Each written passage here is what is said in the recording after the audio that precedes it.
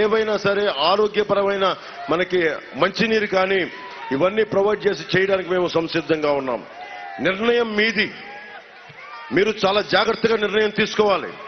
ముఖ్యంగా యువతకి చెప్తున్నాను, మీ భవిష్యత్తు మీ చేతుల్లో ఉంది, మా చేతుల్లో లేదు. నా చేతుల్లో ఏముంది? మీ అందరికీ తప్పప్పులు చెప్పగలను. బయటికి వచ్చాను, మనకి కేంద్ర నాయకత్వంతో మాట్లాడాను, భారతీయ జనతా పార్టీ అలయన్స్ ని తీసుకొచ్చాను, తెలుగుదేశంని జనసేనని కలిపాను. శత్రువుని మనలో మనం కొట్లాడుకోకుండా మనందరినీ గ్రామాల నుంచి ఏకం చేశాను. కానీ నిర్ణయం తీసుకోవాల్సింది మీరు అటు ఆలోచించి ఇటు ఆలోచించి మేము వైసీపీ పథకాలు ఈ రోజున మనకి జగన్ ఇవ్వటం కాదు, మనందరి కష్టం.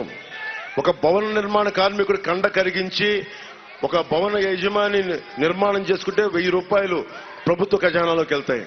అలాంటి ట్యాక్సులన్నీ కలెక్ట్ చేసి మనకి ఇవ్వాలి. ప్రభుత్వం ధర్మకర్త ముఖ్యమంత్రి అనేవాడు. అక్కడ ఉన్న బ్యాంకులో డబ్బులు పెట్టుకుంటే బ్యాంక్ మేనేజర్ డబ్బులు కాదు. ఓకే, మాకు వడ్డీలు కావాలి. ఎవరికి వడ్డీలు ఇవ్వాలి అంటే, ఎవరికి ఫైనాన్స్ ఇవ్వాలంటే తిరిగి పే చేసేవాడికి ఇవ్వాలి. ప్రభుత్వం చేయాల్సింది అంతేగాని జేబులోంచి డబ్బుల్లాగా అందరికీ తీసి మేము వాడుకుంటాం, మా ద్వారంపూడి చంద్రశేఖర్ రెడ్డికి వాడుకుంటాం, మా మిథున్ రెడ్డి గారికి వాడుకుంటాం, మా పెద్దిరెడ్డి గారికి వాడుకుంటాం. అటవీ శాఖ మంత్రి పెద్దిరెడ్డి గారు రాష్ట్రానికి ఒక్కసారన్నా వచ్చి మన కొల్లేరు వైపు చూశారా? వచ్చి మాట్లాడారా? ఒరిస్సాలో ఉన్న బర్డ్ శాంక్చురీ లాగా ఎందుకు చేయలా? ఎందుకు పర్యాటక రంగం మనకి ఎందుకు ముందుకు తీసుకెళ్ళా? పర్యాటక రంగం వస్తే బోళ్ళంత డబ్బులు వస్తాయి కదా మనకి. బోట్లు, షికార్లు, బిల్డింగ్లు అన్ని కూర్చోబెట్టంటే స్థానిక యువతకు ఉపాధి అవకాశాలు కలుగుతాయి కదా, ఎందుకు చేయలా? ఎర్ర చందనం కొట్టుకుంటా బిజీగా ఉన్నప్పుడు మన కొల్లేరు గురించి ఆలోచించే సమయం వాళ్ళకి ఎక్కడ ఉంటుంది? ఇవన్నీ మీరు ఆలోచించుకోండి. మీ భవిష్యత్తు కోసం వచ్చా. ఇంకొకసారి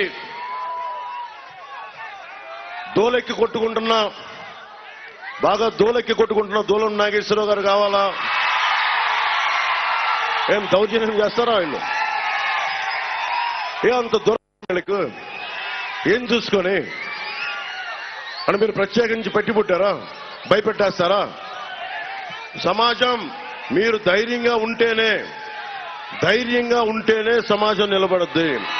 ఎరుపు జెండా మీ ఇష్టంతో నా మీద విసిరేయటం కాదు. ఎరుపు జెండా విప్లవానికి సంకేతం. ఎదురు తీసుకెళ్తే గుండె ధైర్యం రావాలి. నా ముందు హుషారుగా మీరు వేస్తే సరిపోదు, నా దృష్టిలో పడితే సరిపోదు. భారతమాత దృష్టిలో పడండి. ఆ ఎలుగెత్తే రెపరెపలాడుతున్న మువ్వెన్నెల జెండా దృష్టిలో పడండి. పవన్ కళ్యాణ్ అనే వ్యక్తి, అతనికి ఒక పరిమితమైన కాలం ఉంటుంది. భగవంతుడిచ్చిన ఆయుస్సు ఉంటుంది, వెళ్ళిపోద్ది. కానీ మీరు నిరంతరం సాగాల్సిన వాళ్ళు. మీరు ఆలోచించుకోండి. భయపడకుండా బతకండి. అదొక్కటే నేను ఇవ్వగలిగేది మీకు. మిగతా సమస్యలన్నీ తీర్చే బాధ్యత కూటమి ప్రభుత్వానికి.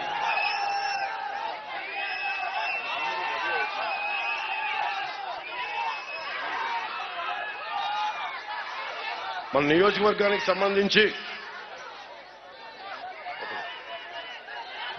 మన కలిదండి మండలంలో కొత్తగా అగ్నిమాపక కేంద్రాన్ని ఏర్పాటు చేయలేదు వీళ్ళు. అది మనం వచ్చి ఏర్పాటు చేద్దాం. ముదినేపల్లి మండలంలో ధాన్యం నిల్వ చేసుకునేందుకు మనకి గోడౌన్స్ అందుబాటులో లేవు, గోడౌన్లు చేద్దాం. అలాగే ముదినేపల్లిలో డిగ్రీ కళాశాల ఏర్పాటు చేయాల్సిన అవసరం ఉంది, అది ముందుకు తీసుకెళ్తాం. కైకలూరు నియోజకవర్గంలో కార్మికులు ఎక్కువ ఉన్నారు, పరిశ్రమలు ఎక్కువ ఉన్నాయి. ఈఎస్ఐ ఆసుపత్రి అవసరం ఉంది.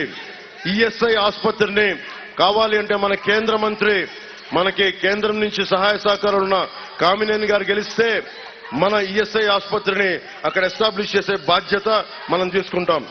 కైకలూరులో పార్క్ ఏర్పాటు, పిహెచ్సిలో డయాలసిస్ కేంద్రం ఏర్పాటు, 50 అడుగుల ఆసుపత్రి హామీ నెరవేరలేదు, వాటన్నిటినీ ముందుకు తీసుకెళ్తాం. పేరూరులో పోల్రాజ్ మెయిన్ డ్రైవ్ పై వంతెన కూలి, చిన్నపాటి వంతెన కూలి 3 సంవత్సరాలైనా పట్టించుకోవాలా.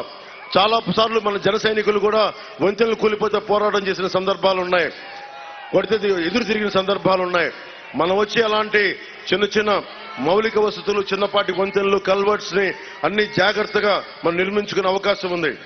కైకలూరుని పంచాయతీ నుంచి నేను మనం చెప్పాను వారాహ యాత్రలో కూడా, కైకలూరుని పెడన, బందర్ వీటన్నిటిని కూడా కూర్చోబెట్టి చతుర్ముఖ నగరాలుగా తీర్చిదిద్దాలి.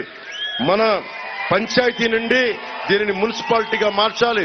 అవసరమైతే కేంద్ర నాయకత్వానికి చెప్పి, కామినేని గారికి చెప్పి దీన్ని ఒక స్మార్ట్ మున్సిపాలిటీగా చేయాల్సిన అవసరం ఉంది.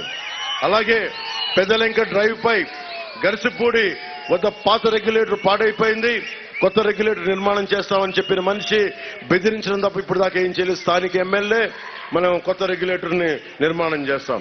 కొల్లేరుకి గ్రీన్ జోన్ ముప్పు ఉందని చెప్పారు.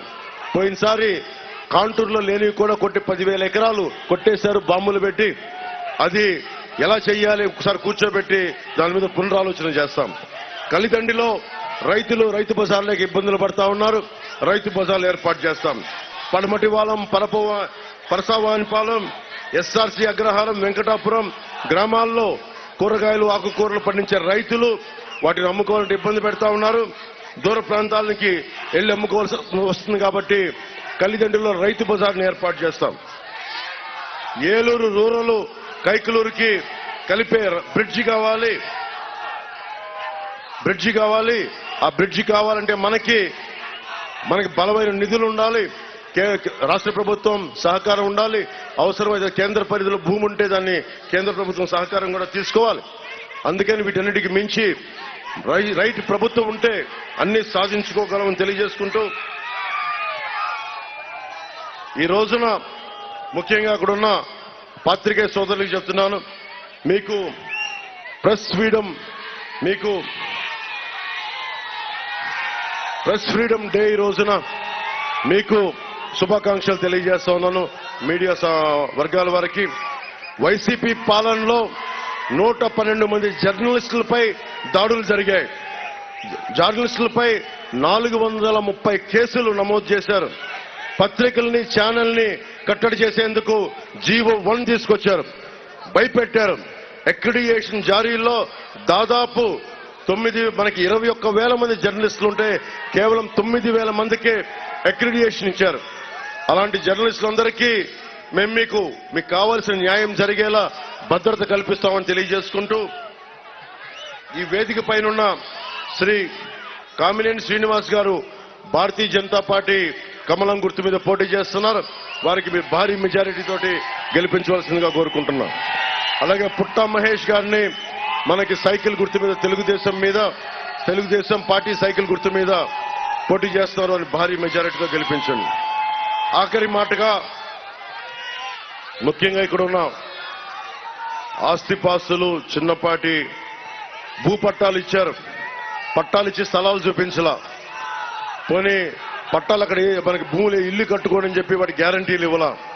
ఈ రోజున జగన్ చేస్తుంది ల్యాండ్ టైటిలింగ్ యాక్ట్ అని పట్టుకొచ్చాడు. అది ల్యాండ్ టైటిలింగ్ యాక్ట్ కాదు, అది జగన్ ల్యాండ్ గ్రాబింగ్ యాక్ట్. అది ఇక్కడ భూమి ఉంది, ఇల్లున్నాయి, ఆ కనిపించే చిన్న గుడిసె ఉంది, ఆ మూలన చిన్న పెంకుటిల్లు ఉంది, 1 ఎకరం పొలం ఉంది, 1/2 ఎకరం ఆక్వా చెరువు ఉంది, 4 ఎకరాల కూర్చోబెట్టే సాగు భూమి ఉంది. ముందు ఏం చేశాడు? పాస్ పుస్తకాల మీద బొమ్మ వేశాడు. తర్వాత ఏం చేశాడు? సరిహద్దుల రాయి